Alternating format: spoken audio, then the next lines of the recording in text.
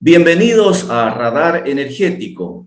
Hoy tengo el gusto de conversar con Eiber Andrade Franco, director de la Fundación Amigos de la Responsabilidad Social Empresarial, Amigarse. Eiber Andrade es licenciado en Auditoría Financiera y tiene amplia experiencia en responsabilidad social empresarial. Fue vicepresidente de la Corporación Boliviana de Responsabilidad Social Empresarial y miembro del directorio de la Red Bolivia Emprendedora y del Consejo Boliviano de Negocios Inclusivos. Es profesor en diplomados y maestrías en varias universidades del país y actualmente, como decía, es director de la Fundación Amigarse. Eiber, bienvenido a Radar Energético. Mi querido Donald, un gusto estar contigo acá en este espacio. Te agradezco muchísimo la oportunidad. Creo que los tiempos son especiales y vale la pena tener estos momentos de reflexión, así que totalmente dispuesto a responder lo que tú digas. Ok, ¿qué debemos saber sobre la economía circular y cuál es su importancia en estos tiempos de crisis? Mira, Donald, nosotros que venimos ya hace 17 años promoviendo el tema de la responsabilidad social empresarial, nunca vimos que un nuevo modelo se ponga en la cresta de la ola tan rápidamente como la economía circular. En menos de 5 años, hoy todos los países empiezan a hablar de este tema, unos más adelante que otros, y ahí nosotros queremos poner nuestro grano de arena en generar diferentes tipos de reflexiones. Anoche terminamos un taller con periodistas en el tema de economía circular, y el 24 y 25 de noviembre tenemos un foro latinoamericano de economía circular. Todo esto pensando de la urgencia que tiene este tema y lo importante que es generar, por una parte, reflexión, pero por otra parte, este cambio de paradigma, ¿no?, que es el gran desafío, y cómo mostrar en ese proceso qué están haciendo las empresas, qué están haciendo las empresas del agro, qué está haciendo la banca en este tema, ¿no? Y también cuál es el rol de las universidades. Entonces, esas son un poco las reflexiones que queremos poner en la agenda para de alguna forma contribuir a este proceso que, como te digo, para nosotros es muy urgente. ¿Puedes definirnos puntualmente qué es economía circular? Ok, la forma más sencilla y didáctica de responder a esa pregunta es: rescatamos el saber de la naturaleza, ¿no? Tú cuando entras a un bosque pristino, vas a ver que nada se desecha, ¿no? Las hojas que se caen tienen su rol, los frutos una vez maduros, además de dar alimentación a la biodiversidad, la semilla vuelve a germinar, ¿no? Entonces, el problema está que nosotros en los últimos 200 años vivimos el paradigma del éxito. Y el paradigma del éxito nos llevó a producir más para generar mayor rentabilidad económica, ¿no? Nos enseñan en la universidad que ser exitoso es tener la casa más grande, el auto de último modelo, 2, 3 celulares. Ese paradigma desde la mirada de Amigarse ya concluyó. Y ahora tenemos que empezar a pensar en el paradigma del cuidado. Y parte de ese paradigma del cuidado es la economía circular. Entonces, lo que intenta la economía circular es, desde el primer momento que quieras producir cualquier artículo, lo hagas con el menor residuo posible y con el mayor cuidado al planeta. ¿Sí? Y entonces, tú vas a ver ahí de que muchos de esos residuos pueden recuperarse y tener segunda vida, ya sea dentro de tu propia empresa o puede ser materia prima para otras empresas. Pues, ¿cómo hacemos que la materia prima extraída pueda dar mayores vueltas en diferentes procesos, de manera que evitemos seguir sacando materia prima al planeta porque el planeta ya no resiste más? Nos hemos acostumbrado siempre a una economía lineal. Nos hemos acostumbrado a extraer, a producir, transformar, vender y desechar, ¿no? Eso ya no va más, ya no debería ir más, ¿no? Entonces, la economía circular trae esta reflexión. Si bien el pico del iceberg que se ve es reciclaje, hay otras 8 R's más, ¿no? Entonces hay que hablar ahorita, por ejemplo, empezar a repensar cómo voy a producir lo que estoy produciendo ahora, porque es una forma que hace daño al planeta. ¿Cómo rediseño el producto? ¿Cómo puedo empezar a procesos de refabricar muchas cosas? Ya no puede ser que tengas 2 artículos que no se pueden reparar, ¿no? Y ahí viene un poco el tema de la demanda inducida y de la obsolescencia programada, ¿no? Que habla Piketty en su libro del Capital del siglo XXI. Esas son nuevas políticas públicas que tenemos que empezar a frenar, porque mientras más dure el bien, ¿no?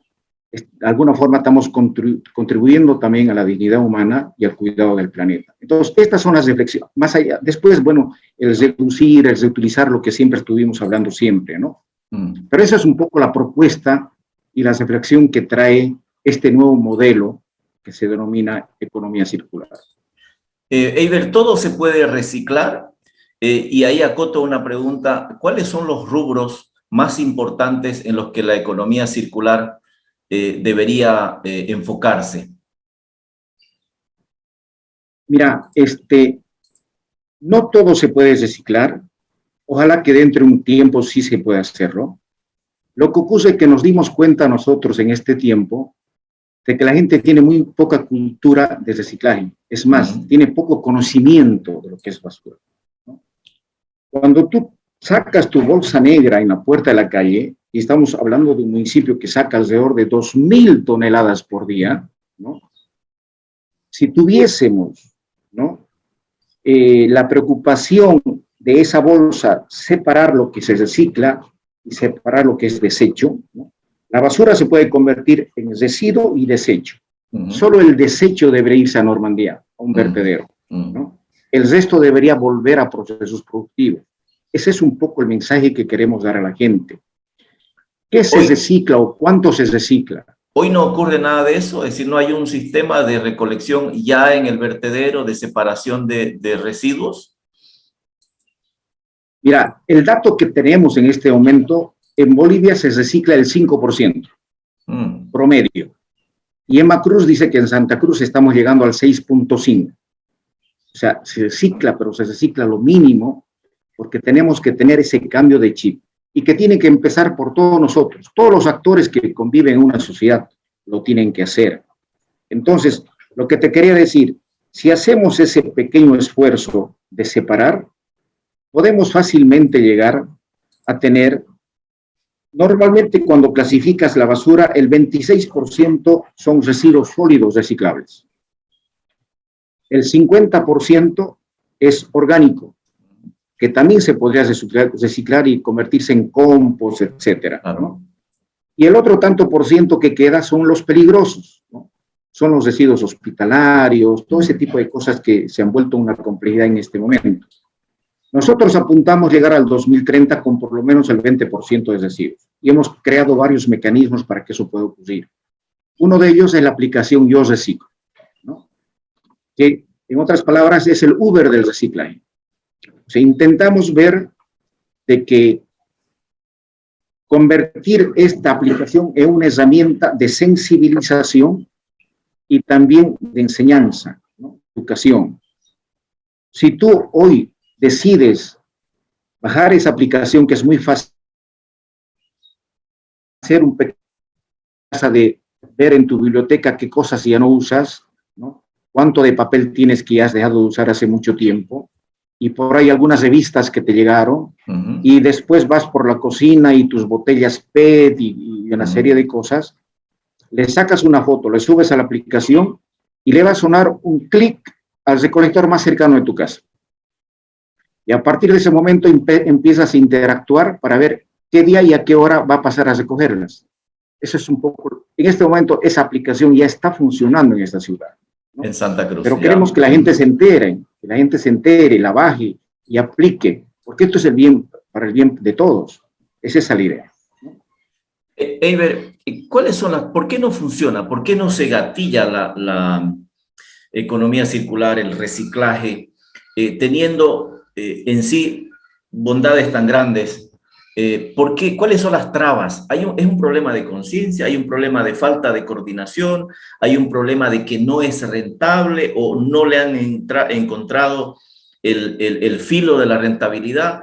¿Cuáles, según tu criterio, son esas trabas para que la economía circular no alce vuelo como debe ser? Yo pienso, por una parte, el contexto político que vive Bolivia perjudica mucho en este momento, ¿no? Ya. Por otro lado, es obviamente falta de conocimiento y cultura en este tema, ¿no?, que no permite avanzar. Pero yo rescato acá las tres Cs que sabíamos hablar mucho cuando hablábamos de responsabilidad social empresarial. Este proceso, ¿no?, o viene por convicción, ¿no?, o viene por competitividad, o viene por coerción, ¿no? O sea, si vos ves la foto a nivel global, vas a ver, por ejemplo, que en Europa, la Comunidad Europea ya definió su meta al 2050 de carbono neutro. Ya están en el proceso de reducir emisiones, ¿no? Si ves Estados Unidos, lo mismo, 2050. Si ves China, si queremos hablar de un país, uno de los más contaminantes, su meta está para el 2060. ¿Por qué te digo esto? Porque estas políticas gubernamentales de países poderosos, obviamente que inciden en cualquier país chico y peor todavía en Bolivia, ¿no? En regulaciones nuevas, ¿no?, en incentivos que también debería haber, ¿no?, y en estas tensiones que significa esta transición. Cuando tú hablas, por ejemplo, con algunas empresas, y por darte un ejemplo, por ejemplo, como Nestlé, tú vas a ver que en este momento Nestlé, en Bolivia y a nivel global, ya tienen definidos que para el 2025 todos sus envases van a ser reciclables. Entonces, como verás, y hay empresas que están ya en el camino acá en Bolivia. Lo ves a la CBN con su nuevo producto del agua, lo ves a Coca-Cola, ni que se diga, con sus botellas reciclables, ellos quieren llegar al 100% de reciclar. Entonces, el tema ya entró. Lo que está faltando es estos espacios y tal vez la política pública necesaria para que esto de verdad avance. Si en este momento tú y yo que vivimos en Santa Cruz, está a punto de licitarse el servicio de recojo de basura, ¿verdad? ¿No? Sí. Cuando debería licitarse el servicio de gestión de recursos.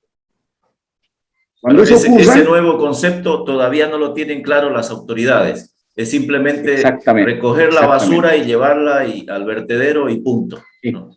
Exactamente. Y ese modelo no va más, ¿no? Entonces, cuando ocurren esas cosas, ahí vamos a pensar que estamos empezando a dar saltos cualitativos y que realmente está Bolivia avanzando en lo que es economía circular. ¿Y hay aspectos legales que han empezado a avanzar en eso o no?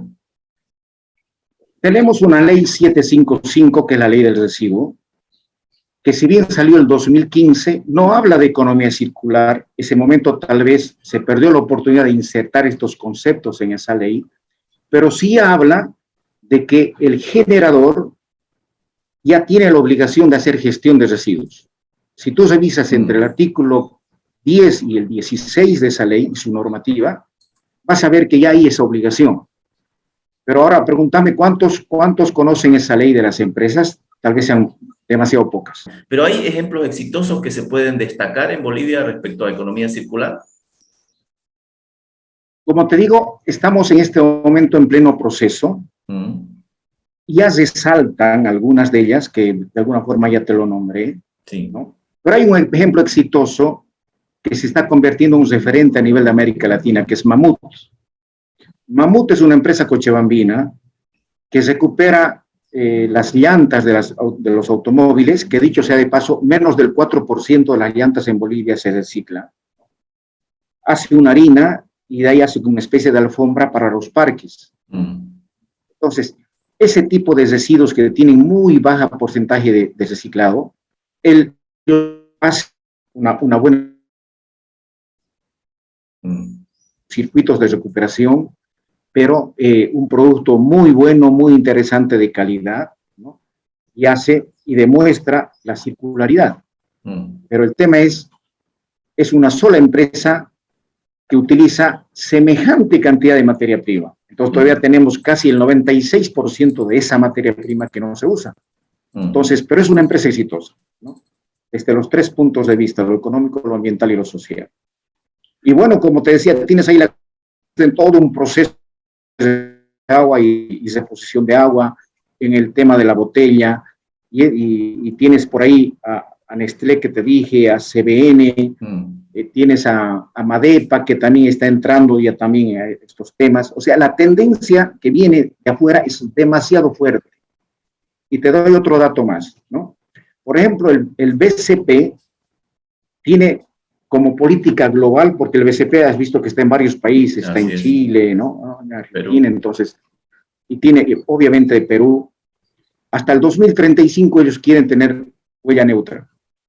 A ver, hoy tenemos que empezar a hablar, a saber, a medir y a gestionar tres tipos de huellas. La huella ecológica, la huella de carbono, que tiene que ver mucho con la neutralidad, y la huella hídrica, ¿no? La huella ecológica porque cada vez crecemos, o sea, los habitantes en el mundo crecen demasiado rápido y eso genera mayor demanda de productos. La última medición que se hizo el 2019 determinó que consumimos hasta el 29 de julio lo que debería alcanzar hasta el 31 de diciembre. No. Fíjate ahí lo que tenemos que avanzar en el tema, ¿no? Y hay un déficit huella, ahí de recursos. Claro, a partir del 30, los ambientalistas lo llaman el déficit ecológico. Estemos atentos qué pasa en este año. Después tienes la huella de carbono, que es la que más se está empezando a hablar, porque todo lo que tenemos en este momento, al hacerme esta entrevista, estamos generando huella de carbono. Así es. ¿No? Pero tenemos que aprender a medirla, ¿no? En este momento, si tú entras a Google y pides ahí que hagas una medición de tu huella de carbono, hay pequeñas herramientas que te permiten medir, te hacen algunas preguntas en el marco de tus hábitos, y no te sorprendas que tus hábitos determinen que por lo menos tú necesites 2.5 planetas o 3, ¿no? Pero esas cosas tenemos que saberlo. O con la huella hídrica, ¿no? O sea, comemos más de lo que pensamos que, o sea, cuando medimos huella hídrica, mucho piensan lo que bebemos, y no es así. Cuando tú te comes un bife el domingo, ese kilo de carne ha significado hasta llegar a tu mesa 15.400 litros de agua. Entonces, te das cuenta lo que estamos hablando cuando exportamos carne, no solo estamos exportando carne, estamos exportando agua en tiempos de escasez.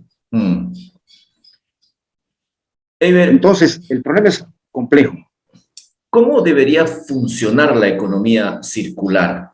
Es decir, hay una cadena de valor, como en cualquier industria y como cualquier economía, que debería alimentar y cumplir el proceso circular, ¿no es cierto? ¿Cómo debería ser ese proceso un poco para los que no conocemos en este aspecto?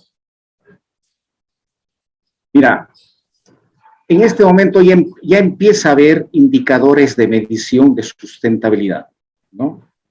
Entonces nosotros podemos medir en las empresas el grado y avance de su sustentabilidad. Y eso significa que las empresas en su forma de repensar los productos que ponen en el mercado, ellos tienen que saber qué tipo de material usar en cada uno de los momentos de los eslabones de producción. Como te decía, menos residuos, ¿no? Y de esa forma avanzar.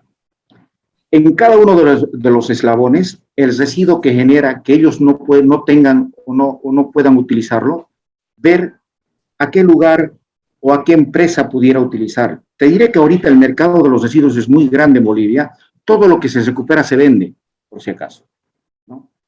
Pero necesitamos recuperar más. Hay muchísimas empresas, Empacar es una de ellas, Madepa que te hablé es otra. O sea, hay muchas empresas que utilizan la materia prima para sus productos. El problema es que no estamos pudiendo alcanzar niveles interesantes de reciclaje y estamos permitiendo que sigan yendo esta materia prima al vertedero en un momento que por una parte hay pobreza, por otra parte deberemos cuidar el planeta. Entonces nosotros lo que decimos es, si empezamos a tener este tipo de conciencia, vamos, obviamente, con mucha innovación y disrupción, no solamente vamos a poder, por una parte, generar nuevos empleos verdes, ¿no? Porque de eso también se trata, o sea, nuevos emprendimientos innovadores en el marco de este contexto y nuevos empleos en un momento que realmente el país necesita reactivarse. De lo contrario, nosotros pensamos que estas empresas depredadoras entre comillas, que no se están preocupando en la forma como producen y cómo venden, se van a ir quedando al lado, el mercado les va a tirar a un lado del camino. Claro. Es importante empezar a pensar en eso. Si bien me hablaste de empleo, pero ¿cómo repercutiría en general una economía circular ya con un porcentaje gravitante en la economía? La CEPAL, la semana pasada, acaba de sacar un último estudio de la economía, el estado de la economía circular en Latinoamérica, ¿no? Sí. Y ellos hablan de aplicar en su verdadera dimensión este modelo. Pudiésemos estar hablando también que el PIB se podría incrementar entre un 4 y el 6% del PIB. Que eso es mucho. En cada país. Ahora, y te doy otro dato más sobre empleabilidad.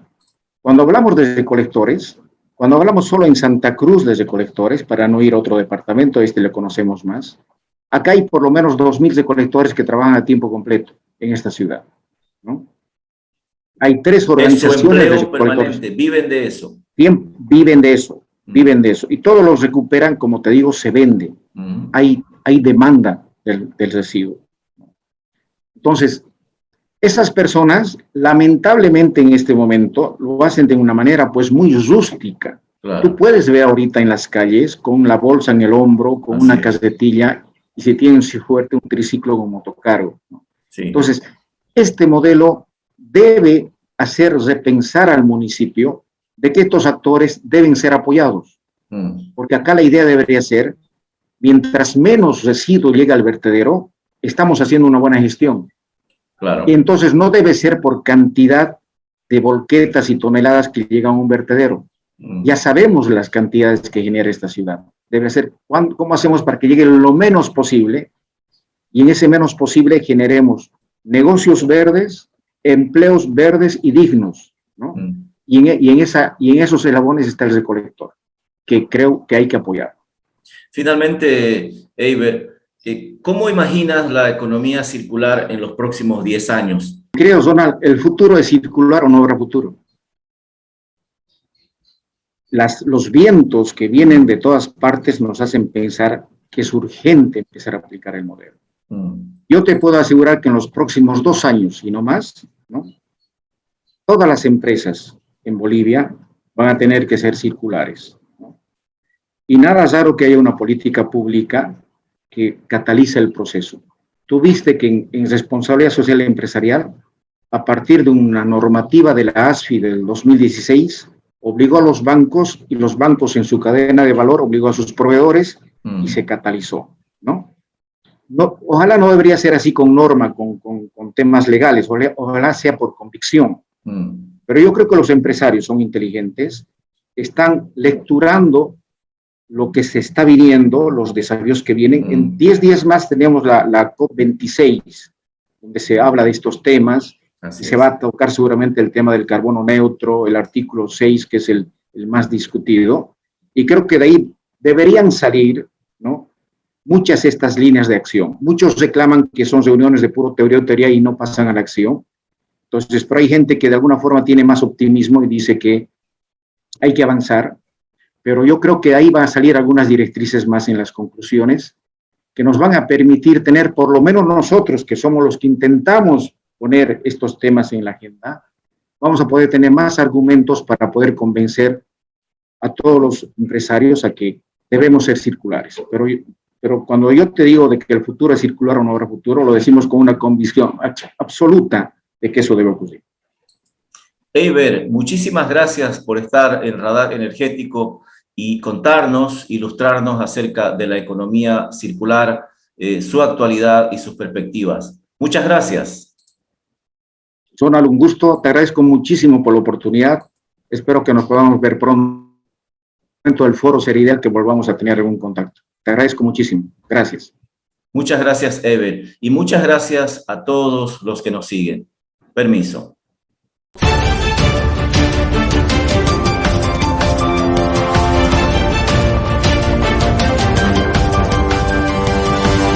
Thank you.